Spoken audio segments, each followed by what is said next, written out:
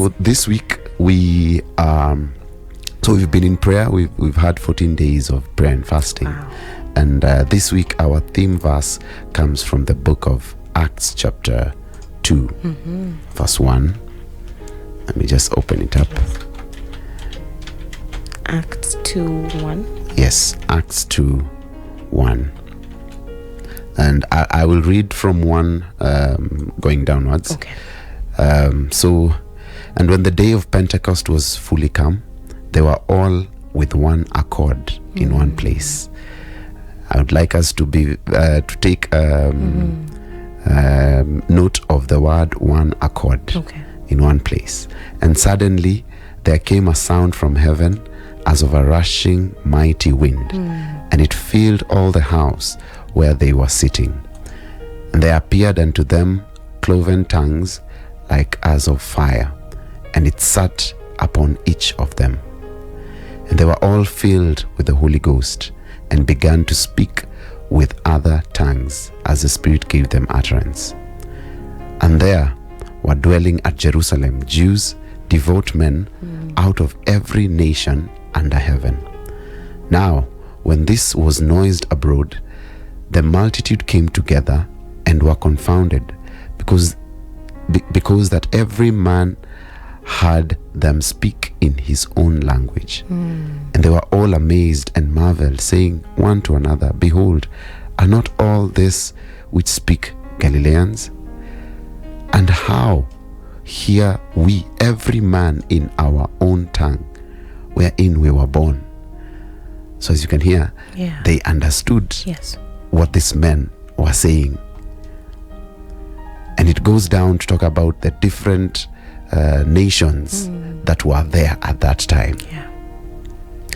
And after that, Peter stands up and speaks and says, Hey guys, we are not even drunk as you think, and gives a deep sermon. I believe this is the first sermon that Peter gives about Jesus Christ, and saying whom you crucified and died for our sins. And he actually alludes to the book of Joel 2:28 that talks about, I will pour out my spirit to all people, all flesh, and your sons and daughters will prophesy, and old men will dream dreams. So here God brings a certain form of order. And it's interesting because I'll take us back to the book of Genesis, where there was disorder. But then here God brings a certain form of order that is very interesting. First of all, they were in one place and they were in one accord, meaning they were in unity. All of them were united together. And then second, they started speaking in different languages, and people understood.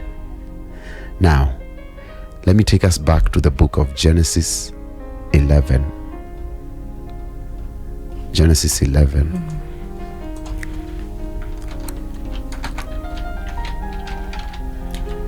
From verse 1.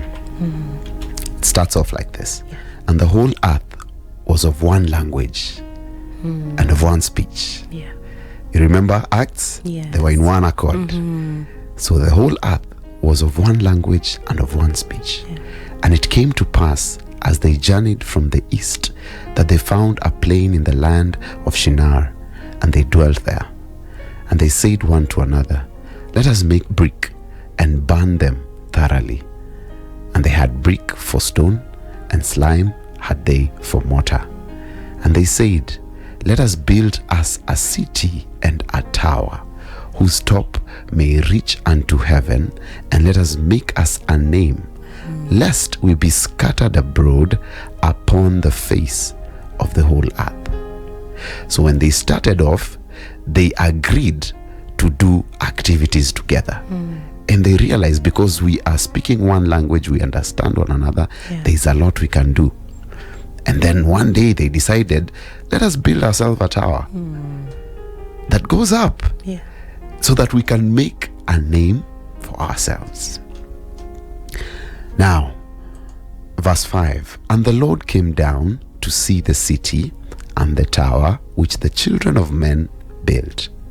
And the Lord said, behold, the people is one, and they have all one language. And this they begin to do. And now nothing will be restrained from them, which they have imagined to do. Imagine God saying, whatever these guys have decided to do, nothing can stop them. You know how deep that is? Because most of the times we look at ourselves and we feel, so many times we feel inefficient. We feel like we can't do some things. But yet here God says, because these guys are united, because these guys speak one language, when they decide to do something, nothing can stop them. Verse 7 says, let us go down there, confound their language, that they may not understand one another's speech. This is interesting. Yes. Because in the book of Acts, languages came to people who did not speak that language, yet people understood.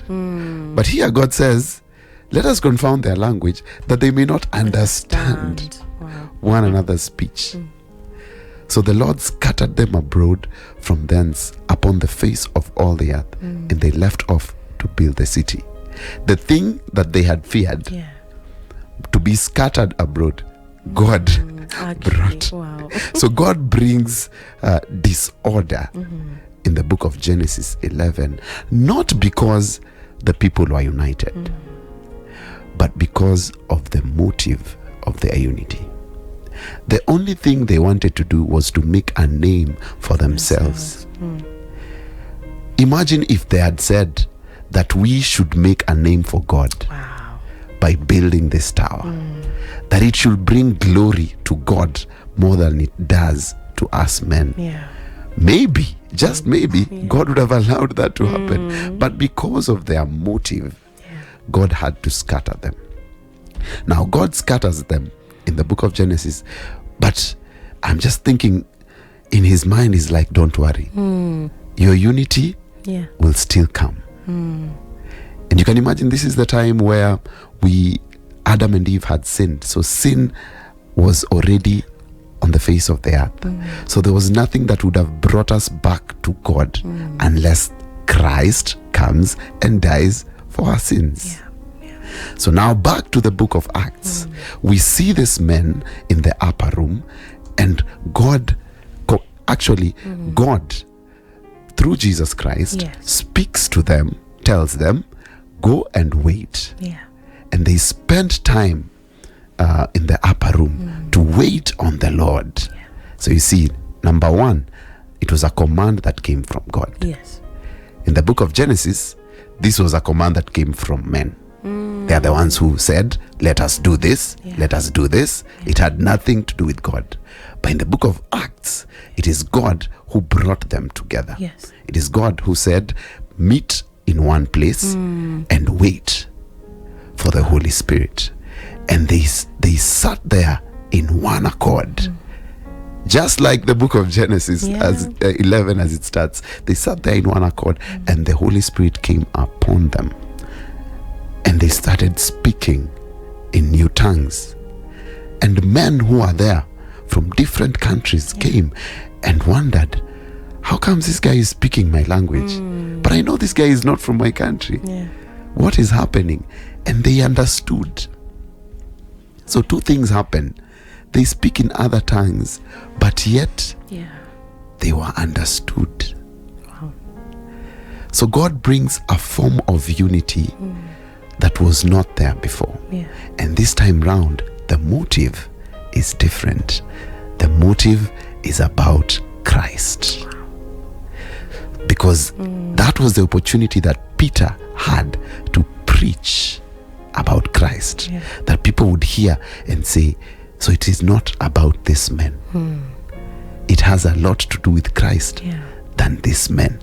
So it is not that the disciples are making a name for themselves. You know, it is not that after that they are going to look, people are going to look at them and be like, hey, these are the men now. These are the people. But Peter is like, we are just like you guys. But we want to point you guys to to Christ. That is the unity of purpose. that we are called into. In this life, with how we have so many denominations in our country, for example, you would see people, there are different factions that people have. People say, us, we believe in this, and us, we believe in doing this. And sometimes there is a lot of disunity even in our churches. It's true. Yeah. But we should be of great cheer that God has called us, and has called us for one thing, and that is to serve him. But then he has united us through his Spirit. The book of 1 Corinthians 12 to 13 says, the human body has many parts, but the many parts make up one whole body. So it is with the body of Christ. Some of us are Jews, some are Gentiles, some are slaves, some are free. But we have all been baptized into one body by one Spirit, and we all share the same Spirit. So Paul here was speaking to the Corinthians, writing to the Corinthians, and he was talking to them, the context that he was talking to them about the gifts of the Holy Spirit. And he says how they are diverse, and everyone has been given their own according to the measure of faith. But he says, even though we have different giftings amongst you, we are all one, because it is from the same Spirit that we have these giftings. I would imagine that this was a time where maybe one gift was being exalted more than the other. Maybe mse waku welcome watu wakuwa, anaonekana kaa ako chini, like you need to prophesy. You need to go deeper. You're not deep. So sometimes there are moments where gifts are so elevated, and we forget about the giver of the gift. We forget about the Holy Spirit and how he enables us in our giftings. So this, for me, this is a season to understand that we are united by the Holy Spirit. That the Holy Spirit has united us. And even as we have these gifts, even as we use these gifts, none is greater than the other. Wow. They all are used for the benefit of the body of Christ. Imagine if you have the gift of healing, Barbara, and I have the gift of prophecy. Wow. And I prophesy to your life, and when I am sick, you pray for me, and I am healed. Can you imagine such a church where every person is important? Because sometimes we always feel like, what I have feels like bigger than you. So I can start a church and you can't. It's true though. So I believe that what God did in the book of Genesis, the disorder that he brought was not that he would scatter us and for us to live in disunity, but it was for him to ensure that we understand why we should be united. The purpose of unity is not because of us, but because of Christ. So that's why in the book of Acts it was important. And there was a period before Jesus went up. The disciples asked him, can you tell us if this government, are we going to, because at that time they were under the rulership of the Roman Empire, and they felt, I feel like you're taking us out of this, history bana, colonialist bana, unatutoa. And Jesus was like, that's not for you to worry about, but you will receive power when the Holy Spirit comes upon you. Jesus was so adamant on helping them understand the importance of the Holy Spirit, to a point where he says, it will be better for me to live, so that the Holy Spirit would come. Why? Because while he was on earth, he was human, yet fully God. But he was human in this way, that he could not spread himself to the whole world. But the Holy Spirit can. Yeah. So that's why he says, it is better that I would go, so that the Holy Spirit would come. You know, and you will be my witnesses to all nations.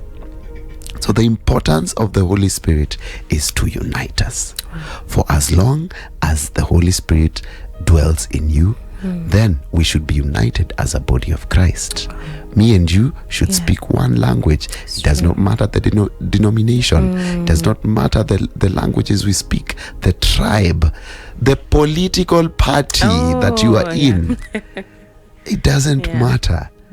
For as long as we have the Holy Spirit, then we speak with one voice. Yes.